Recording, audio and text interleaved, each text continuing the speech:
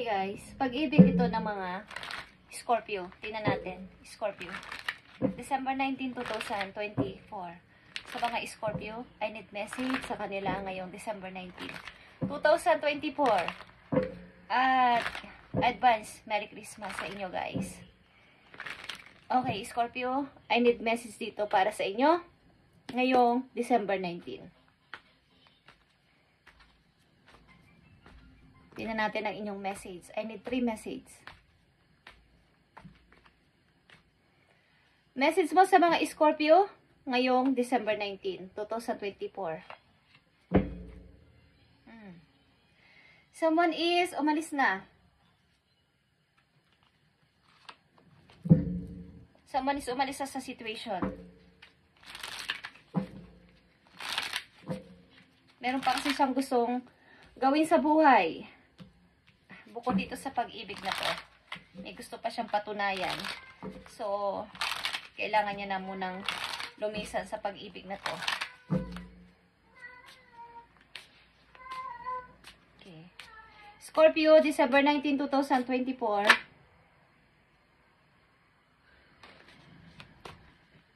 Scorpio, I need message for Scorpio.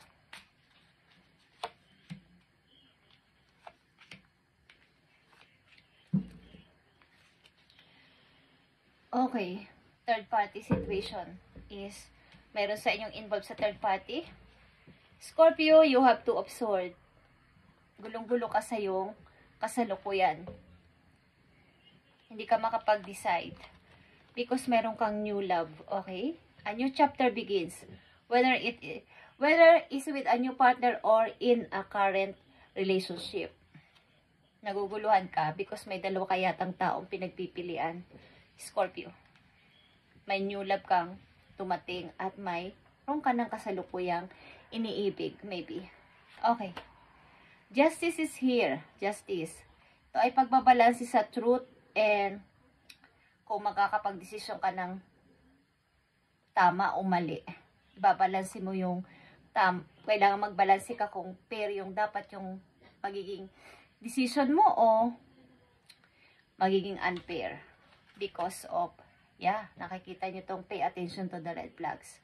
Kailangan mong i-balance dito yung pagdidesisyon na simula pa lang sa 2 of Swords, Scorpio, sapagkat know that warning signs of what an unhealthy connections looks like. Okay.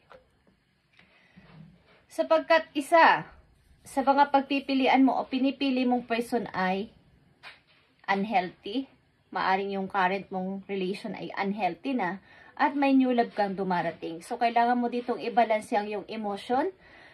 Okay, ang iyong pag-iisip kung sino ang dapat mong piliin. Patungo ka sa long-term relationship. 10 of Pentacles. Ito ay long-term. Kontrata. But, someone is wearing a mask in this relationship. Maaring nasa kasal ka o kasal ka but merong nagtatago ng hindi maganda dito sa relation nyo. Okay, Scorpio. May new love ka nang dumating but nasa current relationship ka. Tingnan natin ito. Itong Justice and 10 of Pentacles. Para sa mga Scorpio.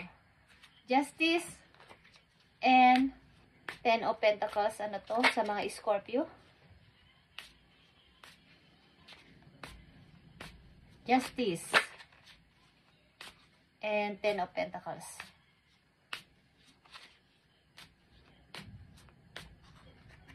Scorpio, December 19.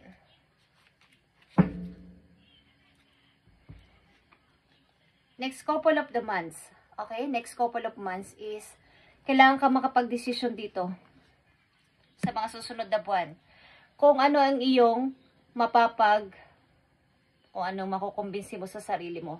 Kung kailangan mag-desisyon ka ng fair o unfair. Okay, dito sa relation na to. Kailangan kasi dito ng pagbabago. Meron na kasing hindi maganda sa relation na to. Unhealthy. So, may bago ka siguro dumarating at meron ding sangkot ang ilan sa inyo sa third party. Sapagkat meron na kayong karelasyon, but merong bagong dumarating o dumating. Okay.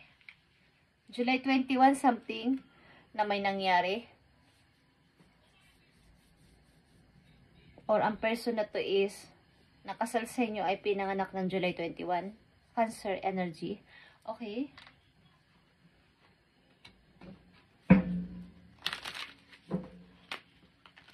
Something na kinasal kayo ng July 21. Ilan sa inyo? Okay, Scorpio. Message mo sa mga Scorpio na nandito sa reading, ibigay mo ang tamang message para magkaroon sila ng guide sa kanilang situation. Maari ilan sa inyo ay ng July may nangyari, meron kayong na-discover na mayroong third party dito sa relation o may ginagawang kasalanan ng inyong minamahal. Message mo sa mga Scorpio na nandito sa reading, ibigay mo ang tamang message sa kanila. Dito sa situation nila.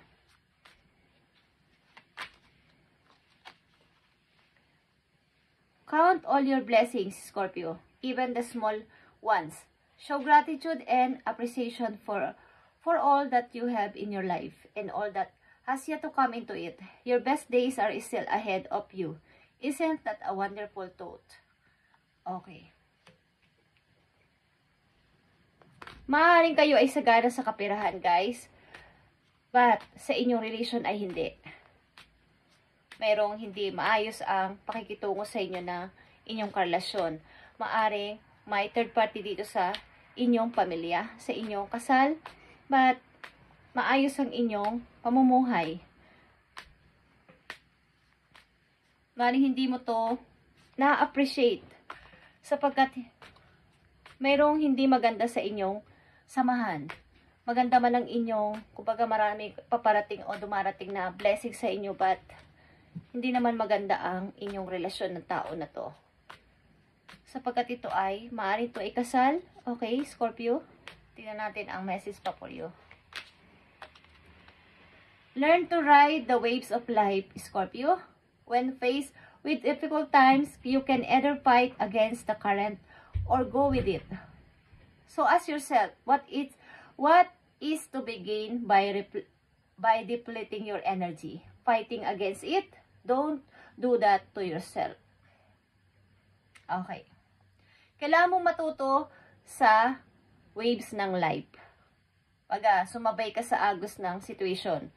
Kung nakikita mo dito sa inyong relation ng iyong karelasyon na may ginagawa siyang kalukuhan is, wag mo muna siyang kontrahin. Makisabay ka muna sa agos ng situation at pag nagkaroon ka ng pagkakataon, gumawa ka ng paraan para makapagdesisyon. Sapagkat maaring ilan sa inyo dito ay hindi pa makapagdesisyon but may dumarating ng bagong person. Okay? So, ano ang gusto mong gawin sa kasalukuyan? Iko-confront mo ba siya? Aawayin mo ba siya? So, huwag mo tong gawin. Okay? Huwag mo tong gawin. Makipag-away sa tao na to. Learn to ride the waves of life, Scorpio. Huwag mo tong gawin sapagkat ikaw din ay mapapasama dito sa iyong sarili. Okay? Gawin mo ang nararapat kapag nagkaroon ka na ng tamang time at energy sa iyong sarili para makapagdesisyon. Sapagkat ang ilan sa inyo ay naninimbang pa sa sitwasyon na to kung papakawalan mo na ang relasyon na to o sasama ka na sa bago mong nagugustuhan or papatuloyin mo na sa buhay mo ng tuloy-tuloy itong bagong person. Okay? Maaaring kayo ay kasal at nahihirapan sa kasalukuyan. About dito sa hindi na kayo masaya kasi sa inyo marriage. Okay. Tingnan natin ang message for you. Scorpio, December 19, 2024. Scorpio.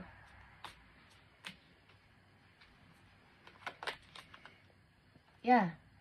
Engage ring. Maaring sa bago niyong person, nagpo-propose na ang tao na to, bibigyan na kayo ng sising. Kaya nahihirapan kang mag-decide.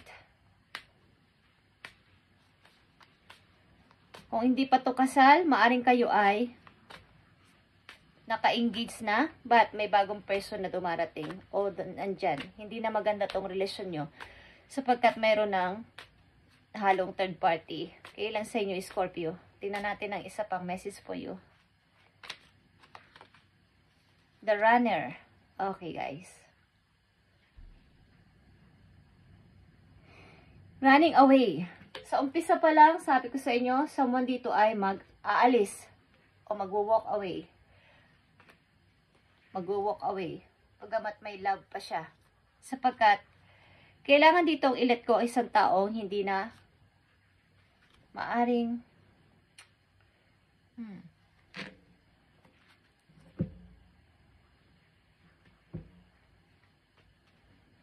Hindi ko alam kung kayo guys ay maganda ang trabaho. Okay? At maganda ang pasok ng money. Something na may lokohan dito. May nagluloko ditong person na kasama nyo sa buhay.